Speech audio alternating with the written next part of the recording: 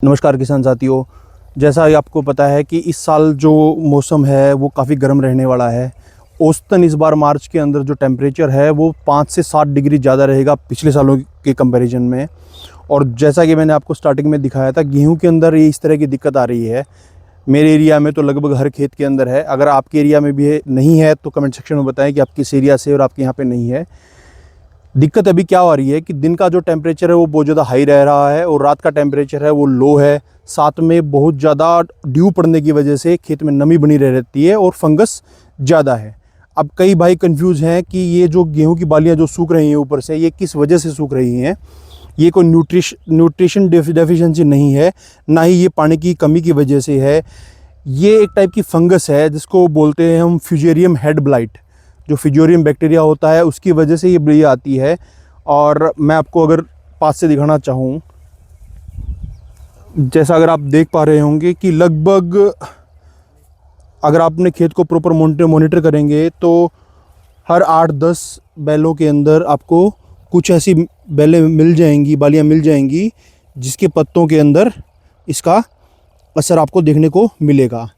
जैसे ये नीचे की तरफ है, ठीक है। तो इस तरह की जो दिक्कतें आपको देखने को मिलेंगी ही मिलेंगी। अब अगर इस बात करें कि इसका रोकथाम के लिए हम क्या कर सकते हैं, पहले तो हम फंगीसाइड का स्प्रे कर सकते हैं, लेकिन इस कंडीशन के अंदर स्प्रे करना और या कितना प्रभावी स्प्रे हो पाएगा इसके ऊपर वो कहा नहीं जा सकता है। कुछ कंपनियों ने अलग अलग तरह के फंगीसाइड निकाले हैं। इस बार सिंजेंटा ने एक स्प्रे निकाला है इस बार, लेकिन जो ट्रेडिशनली जो इसका कंट्रोल होता है, क्योंकि अपने एरिया के अंदर, मैं हरियाणा हिसार से हूँ, इस एरिया में एफएचबी का इतना प्रकोप नहीं होता है। लेकिन जो इसकी रिकमेंडेशन है इसको कंट्रोल करने के लिए, वो ट्रायाजोल जो सीरीज़ के जो फंगीसाइड्स हैं, टेबुकोजोल है, और फ्लावरिंग स्टेज के ऊपर आप इसको कर सकते हैं।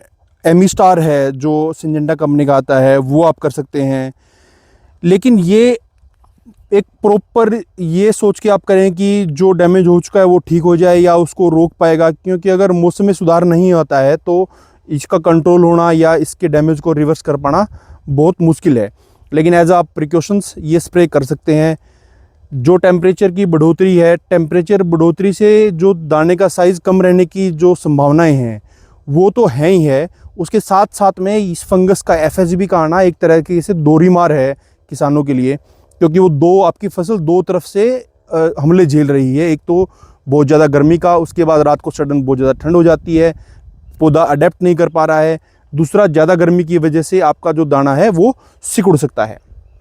फंगीसाइड के साथ साथ में अगर टेम्परेचर ऐसे ही बढ़ता रहा तो आपको चेपा या इस तरह के जो रस चूसक कीट है उनका प्रभाव भी देखने को मिल सकता है। इसलिए आप ज़रूर ये करें कि अपने खेत में आप जागते रहें, देखते रहें कि अभी खेत के अंदर क्या चल रहा है।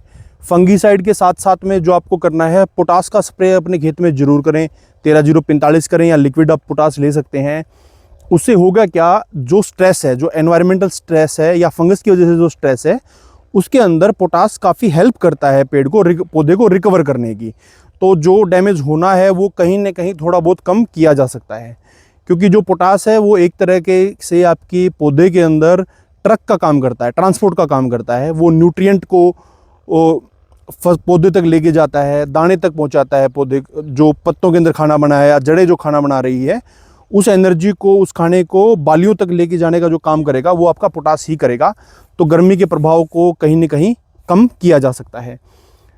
अभी क्योंकि मैं तो ये बहुत टाइम के बाद पहली बार ये बीमारी देख रहा हूँ अपने यहाँ पे, और अभी जो हम बात करके जो हमें समझ में आया है या लोगों ने जो बताया है, वो जो फंगीसाइड मैंने आपको बताए थे, एमिस्टार्प है या टेबुकोजोल है, ये आप स्प्रे कर सकते हैं जो अब तक हमें समझ में आया है। आपके एरिया में आप कौन सा स्प्रे कर रहे हैं इसको रोकने के लिए हमें ज़रूर बताएं, ताकि बाकी किसान भाइयों को भी इसकी हेल्प हो सके। नमस्कार।